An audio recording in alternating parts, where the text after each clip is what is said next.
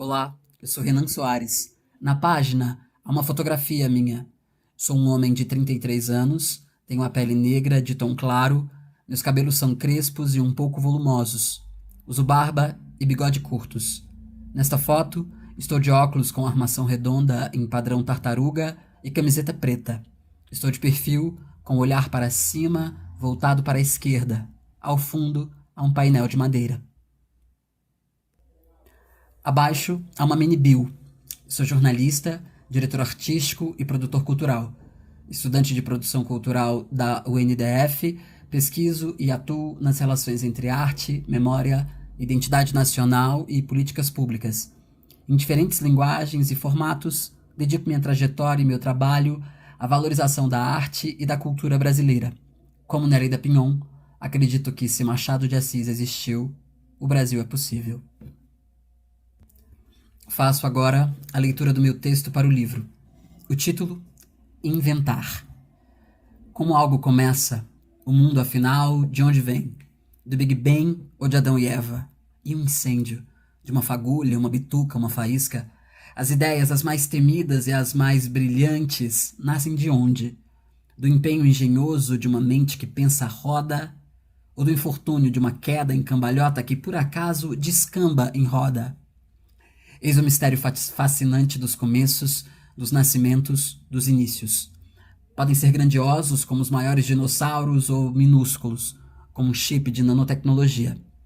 Podem vir com ata, decreto, solenidade e laço e fita para corte inaugural, ou ainda nascerem tortos, atrasados, no susto, sem que ninguém planeje ou perceba. É possível investigar algumas origens, como a de uma criança fruto de um amor de carnaval, ou a da que nasceu em setembro, quem sabe gerada em plena noite de Ano Novo ou Natal. Mas como surgem as intenções, os deslumbres, os desbundes, os lampejos epifânicos, os presságios, os desejos e os sonhos? Cá estou eu, em Brasília, a cidade sonhada por Tiradentes, o Inconfidente, por José Bonifácio, o Patriarca, por Dom Bosco, o Santo Homem e seus paralelos, por JK, o presidente ambicioso, por Niemeyer, o arquiteto genial, por Lúcio Costa, o urbanista que riscou uma cidade, se benzendo com o sinal da cruz, quase uma reza, uma promessa, e sonhada, sobretudo, por um povo imenso vivendo abaixo do Equador, com seus tantos sotaques, e que ocupou o interior da própria pátria para erguer uma nova capital. De novo, sonhar. Da vista da pedra fundamental em minha terra planaltina, ou do cume do primeiro monte de terra de obra, o que imaginavam que aqui haveria? Sabiam, será, que pessoas como eu comprariam um pão francês na 314 Norte e cruzariam com medo a passarela subterrânea para cortar o cabelo mais adiante, na 212? Pensariam que a grama do campo da quadra seria cortada por linhas de desejo de quem prefere o atalho às voltas disciplinadas da calçada? Quem foi a primeira pessoa a desbravar, cansada com a mesma astúcia e preguiça de quem inventa a roda, aquele caminho enviesado? Quem inaugurou o primeiro desvio? Quem inventou a primeira pequena desobediência urbana? A cidade se inventa pelos pés da multidão e vê-se uma feira transitória, e antes dela, mais cedo, uma mesa de quitutes a preços módicos na encosta de uma parada de ônibus pichada em sei lá quantos idiomas. Será que sonharam também com o que nos alimentaríamos? Quem sabe um concurso para definir, além das rotas e superquadras, a gastronomia da nova capital, mineira, paraense, carioca, nordestina? Imaginariam que minha comida típica pudesse ser uma pizza com o nome de santo e um prato italiano carro-chefe de um restaurante árabe? Tudo é delírio. Imagino o sujeito que inventa uma Olimpíada, o homem que cria a companhia de personagens mágicos e fantásticos lideradas por um casal de ratos. Alguém que pensa em um buscador como ferramenta principal da internet, a internet, esse território onde encontro o que não vivi, a Semana de Arte Moderna, filmes do cinema novo, apresentações de uma orquestra do século passado, áudios de uma língua que quase não se fala mais. O novo sonhar. E o que era mato vira monumento, história, agora persiste e resiste. Como o desejo de sobreviver a uma pandemia, a um golpe, a uma guerra. Quem diabos precisa desejar a morte quando a natureza já nos ameaça? Gente doida é essa. Mas é cansativo viver momentos históricos, o que nos cabe depois. Onde estamos na ressaca? Eu entro numa universidade pública ainda menina. A UNDF, com seus cerca de 5 anos de existência. 5 anos, esse tempo para tanto que é quase nada.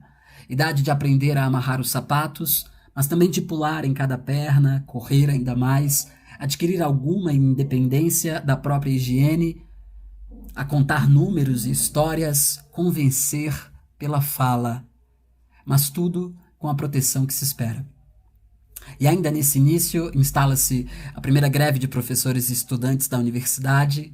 Antes, vieram o primeiro sindicato docente, o primeiro diretório central acadêmico, as primeiras assembleias, as primeiras pautas, as primeiras discordâncias públicas sobre o que essa universidade deve ser. Quem pensa uma universidade? A UNDF não é a primeira universidade pública nascendo aos olhos da cidade. Antes dela, a UNB. E se Brasília nasceu como uma cidade sonhada, a UNB nasceu como universidade imaginada para ser outra coisa, nova, experimental, ousada, capaz de reunir arte, ciência, pensamento e país. Pergunto-me como será que era começar uma universidade em uma cidade que também acabava de começar. Como era entrar em uma sala de aula quando tudo ao redor ainda parecia canteiro de obra, promessa, fofoca. Penso em Darcy Ribeiro e Anísio Teixeira. Penso no desejo de inaugurar qualquer coisa. Penso também na brutalidade dos sonhos interrompidos. Afinal, aos 5 anos, a UNB mal havia nascido e a ditadura já havia lhe arrancado professores, perseguido estudantes, vigiado seus corredores, impedido qualquer desejo na marra. Anísio, aliás, já havia sonhado antes uma universidade do Distrito Federal, antiga, no Rio de Janeiro, quando o Distrito Federal ainda era outro, diante do mar, aos pés do maior cartão postal do país, organizado pela imponência da natureza e não pela vontade humana. Aquele sonho também foi interrompido. Talvez alguns sonhos precisem de 2 tentativas, ou 3, algumas, e voltem com outro nome, outro CEP, outras pessoas. Então, afinal, qual é ou já é? O que será desta universidade? O que se faz com uma instituição pública recém-nascida, cheia de remendos, desejos, disputas, improvisos, ansiedades, esperanças e medo de não dar certo? O que se faz quando não se herda uma tradição consolidada no lugar, mas uma obra aberta, com tinta fresca? Certo é que alguém precisa escrever a primeira ata. Alguém precisa fazer o primeiro cartaz, alguém precisa reclamar da primeira ausência de estrutura, alguém precisa defender a primeira biblioteca, a primeira bolsa, o primeiro laboratório, o primeiro espaço de convivência, o primeiro festival cultural. Alguém precisa transformar o evento impossível em, no mínimo, um livro possível. Daqui a 60 anos, talvez um ou outro alguém abra os arquivos da UNDF, ou minere os dados universitários das décadas passadas e talvez encontre documentos, fotos, mensagens, atas, comunicados, listas de reivindicações. Talvez ria da nossa angústia, talvez estranhe nossas urgências, talvez entenda. Talvez encontre a beleza no que foi feito por quem, sem saber direito, fez parte de um começo.